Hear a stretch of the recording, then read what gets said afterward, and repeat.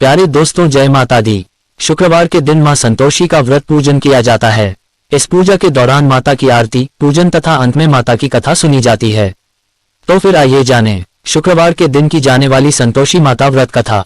एक बुढ़िया थी, उसके 7 बेटे थे। 6 कमाने वाले थे जबकि एक निकम्मा था। बुढ़िया 6 बेटों की रसोई बनाती, भोजन कराती और उनसे जो कुछ जूठन बचती वह 7वें को दे देती। एक दिन वह पत्नी से बोला, देखो मेरी माँ को मुझ पर कितना प्रेम है। वह बोली, क्यों नहीं, सबका जूठा जो तुमको खिलाती है। वह बोला, ऐसा नहीं हो सकता है, मैं जब तक आंखों से न देख लूं मान नहीं सकता। बहू हंसकर बोली, देख लोगे तब तो मानोगे।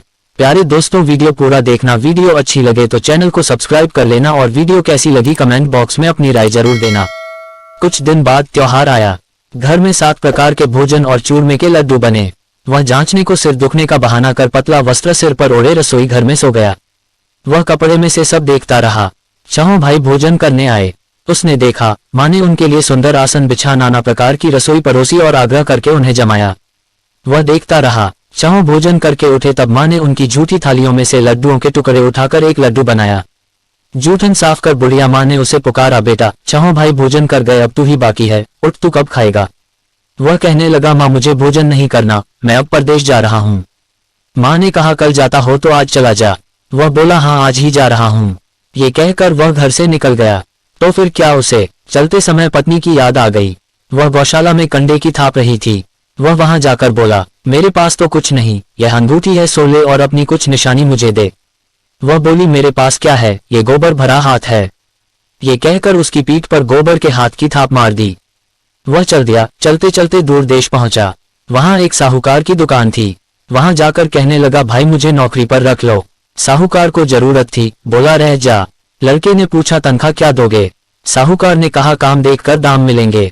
साहूकार की नौकरी मिली। वह सुबह 7 बजे से 10 बजे तक नौकरी बजाने लगा।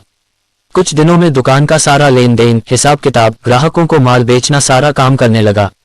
साहूकार के 7-8 नौकर थे, वे सब चक्कर खाने लगे। ये तो बहुत होशियार बन गया। सेठ ने भी काम देखा और 3 महीने में ही उसे आधे मुनाफे का हिस्सेदार बना लिया। वह कुछ वर्ष में ही नामी सेठ बन गया और मालिक सारा कारोबार उस पर छोड़कर चला गया। इधर उसकी पत्नी को सास ससुर दूध खा देने लगे। सारी गृहस्थी का काम करा के उसे लकड़ी लेने जंगल में भेजते। इस बीच घर के आटे से जो भूसी निकलती उसकी रोटी बनाकर रख दी जाती और फूटे नारियल की नारेली में पानी। एक दिन वह लकड़ी लेने जा रही थी। रास्ते में बहुत सी स्त्रियां संतोषी माता का व्रत करती दिखाई दी। वह वहां खड़ी होकर कथा सुनने लगी और पूछा, बहनों तुम किस देवता का व्रत करती हो और उसके करने से क्या फल मिलता है। यदि तुम इस व्रत का विधान मुझे समझा कर कहोगे तो मैं तुम्हारा बड़ा आसान मानूंगी। तब उनमें से एक स्त्री बोली, सुनो, ये संतोषी माता का व्रत है। इसके करने से निर्धनता, दरिद्रता का नाश होता है और जो कुछ मन में कामना हो सब संतोषी माता की कृपा से पूरी होती है। तब उसने उससे व्रत की विधि पूछी। वह भक्तिनी स्त्री बोली, 1.25 आने का गुड़ चना लेना, इच्छा हो तो 5.25 आने का लेना या 1.25 रुपए का भी सहूलियत के अनुसार लाना। बिना परेशानी और श्रद्धा व प्रेम से जितना भी बन पड़े सवाया लेना। प्रत्येक शुक्रवार को निराहार रहकर कथा सुनना, इसके बीच क्रम टूटे नहीं, लगातार नियम पालन करना। सुनने वाला कोई न मिले तो घी का दीपक जला उसके आगे या जल के पात्र को सामने रखकर कथा कहना। जब कार्य सिद्ध न हो नियम का पालन करना और कार्य सिद्ध हो जाने पर व्रत का उद्यापन करना। 3 मास में माता फल पूरा करती है। यदि किसी के ग्रह खोटे भी हों तो भी माता वर्ष भर में कार्य सिद्ध करती है। फल सिद्ध होने पर उद्यापन करना चाहिए, बीच में नहीं। उद्यापन में 2.5 सेर आटे का खाजा तथा इसी परिमाण से खीर तथा चने का साग करना। 8 लड़कों को भोजन कराना, जहां तक मिले देवर जेठ भाई बंधु के हों, न मिले तो रिश्तेदारों और पास पड़ोसियों को बुलाना। उन्हें भोजन करा यथाशक्ति दक्षिणा दे माता का नियम पूरा करना। उस दिन घर में खटाई न खाना। ये सुन बुढ़िया के लड़के की बहू चल दी। रास्ते में लकड़ी के बोझ को बेच दिया और उन पैसों से गुड़ चना ले माता के व्रत की तैयारी कर आगे चली और सामने मंदिर देखकर पूछने लगी, यह मंदिर किसका है। सब कहने लगे, संतोषी माता का मंदिर है। ये सुनकर माता के मंदिर में जाकर चरणों में लौटने लगी। दीन हो विनती करने लगी, माँ मैं निपट अज्ञानी हूँ, व्रत के कुछ भी नियम नहीं जानती, मैं दुखी हूँ। हे माता, जगत जननी मेरा दुख दूर कर, मैं तेरी शरण में हूँ। माता को दया आई। एक शुक्रवार बीता कि दूसरे को उसके पति का पत्र आया और तीसरे शुक्रवार को उसका भेजा हुआ पैसा आ पहुंचा। ये देख जेठ जेठानी मुंह सिकोड़ने लगे। लड़के ताने देने लगे, काकी के पास पत्र आने लगे, रुपया आने लगा, अब तो काकी की खातिर बढ़ेगी। बेचारी सरलता से कहती, भैया कागज आवे रुपया आवे, हम सबके लिए अच्छा है। ऐसा कहकर आंखों में आंसू भरकर संतोषी माता के मंदिर में आमातेश्वरी के चरणों में गिरकर रोने लगी। माँ मैंने तुमसे पैसा कब मांगा है? मुझे पैसे से क्या काम है? मुझे तो अपने सुहाग से काम है। मैं तो अपने स्वामी के दर्शन मांगती हूँ। तब माता ने प्रसन्न होकर कहा, जा बेटी, तेरा स्वामी आएगा।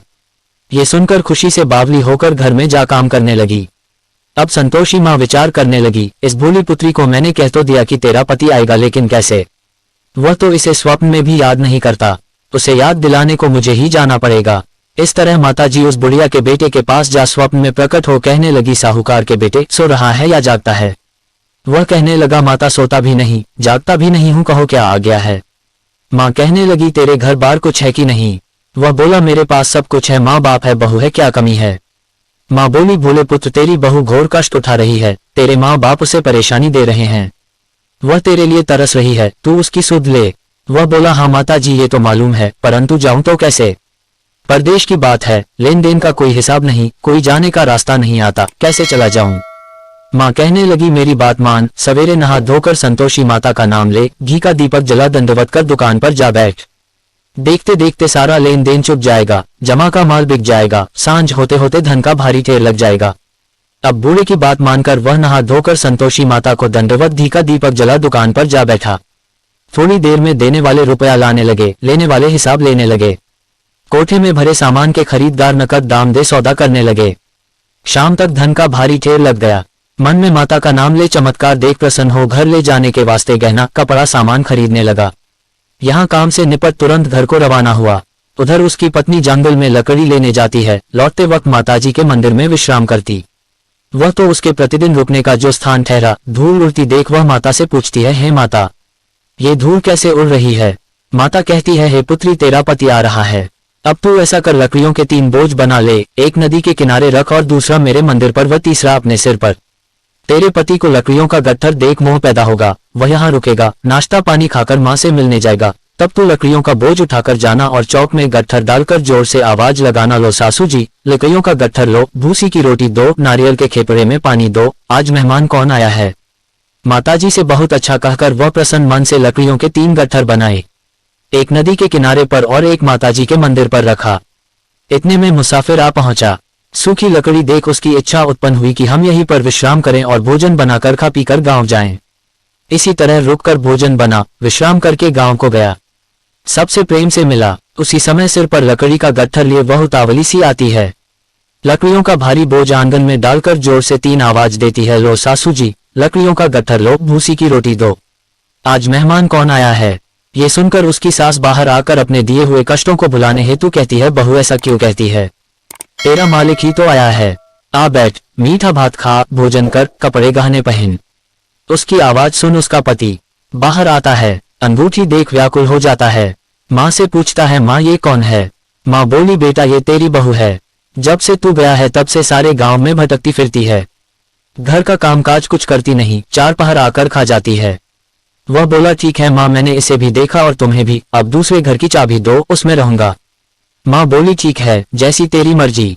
तब वह दूसरे मकान की तीसरी मंजिल का कमरा खोल सारा सामान जमाया। एक दिन में राजा के महल जैसा ठाट बाट बन गया। अब क्या था, बहू सुख भोगने लगी। इतने में शुक्रवार आया। उसने पति से कहा, मुझे संतोषी माता के व्रत का उद्यापन करना है। पति बोला, खुशी से कर लो। वह उद्यापन की तैयारी करने लगी। जिठानी के लड़कों को भोजन के लिए कहने गई।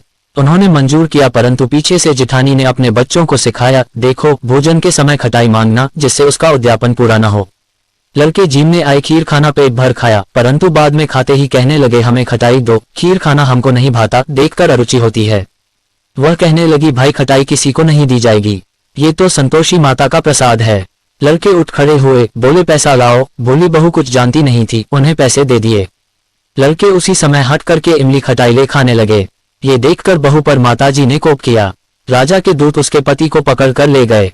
जेठ जेठानी मन माने वचन कहने लगे, लूट लूट कर धन इकट्ठा कर लाया है, अब सब मालूम पड़ जाएगा जब जेल की मार खाएगा।